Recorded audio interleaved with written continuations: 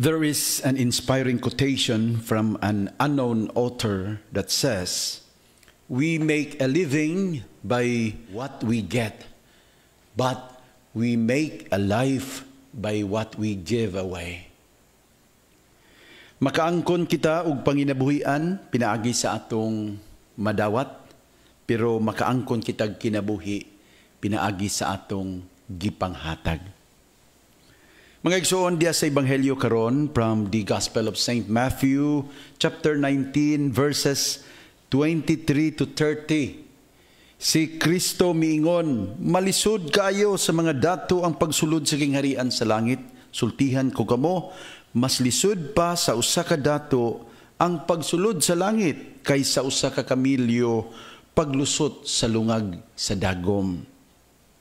Mga igsoon, masakitan ba mo maminaw sa maong mga pulong? Ngano, dato day mo? Alang sa mga dato natong mga kaigsuonan diha, akong ipasabot kaninyo karon nga dili buot ni Jesus nga kamo pasakitan o insultuhon.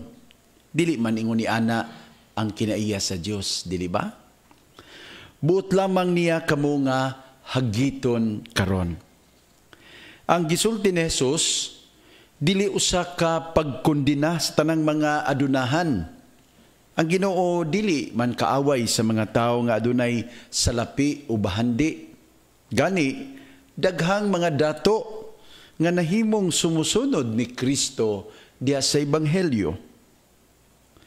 Mas lisod pa sa usa ka dato ang pagsulod sa langit kaysa usa ka kamilyo paglusot sa lungag sa dagom. Mga igsuon, sabto nato nga kini gisulti sa Ginoo human ang usa ka batan-ong dato midumili sa pagsunod kaniya.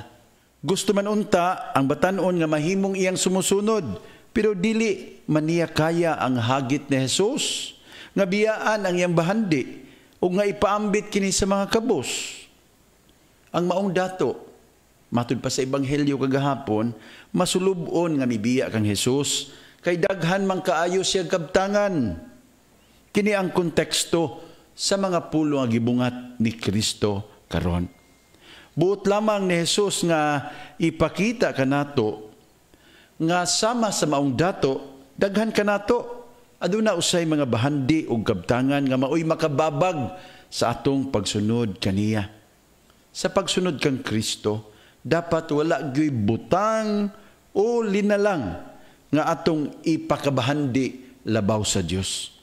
If we put anything before Jesus, it would be difficult, if not impossible, for us to enter the kingdom of God.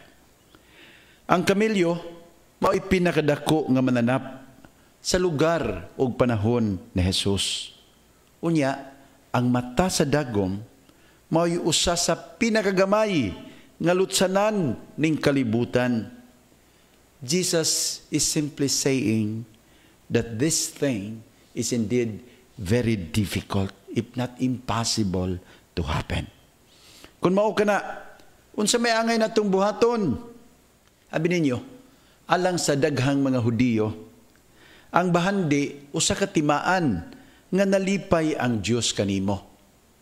Nadato ka tungod kay gigrasyahan ka sa Dios. Nakauyon ang Dios nimo. Of course, we know this is not necessarily true. Just because someone is wealthy doesn't mean that God is pleased with that person. Adunay bayay na dato sa pagpangawat, adunay na dato sa pagpanikas. Dili man malipay ang Dios nimo kung mag-ingon ka ni ana. Just because someone is poor doesn't mean also that God is not happy with that person. Gani daghan man mga kabos ba nga makapahimuot sa Dios. Pero mao kadtoy diha sa hunahuna sa mga apostoles nga mga dato nakalipay o gigantihan sa Dios. Kung ang tao nga makapahimuot sa Dios dili makasulod sa langit, nan kinsa naman lang di ay ang malangit. Mao kana ang ilang pangutana kang Hesus.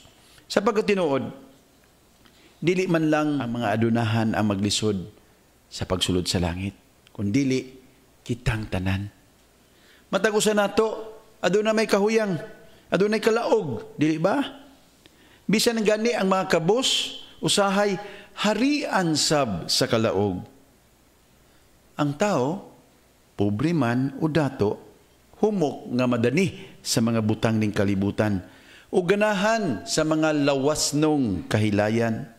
Tungod ani, kitang tanan gyud ang maglisod sa pagsulod sa langit. But the good news today is this: we are not hopeless because we are not helpless. Naa may Dios nga andam mutabang nato. Matud pa ni Jesus, for men this is impossible, but for God all things are possible. Salamat kay dunay Dios. Siya ang mutabang nato.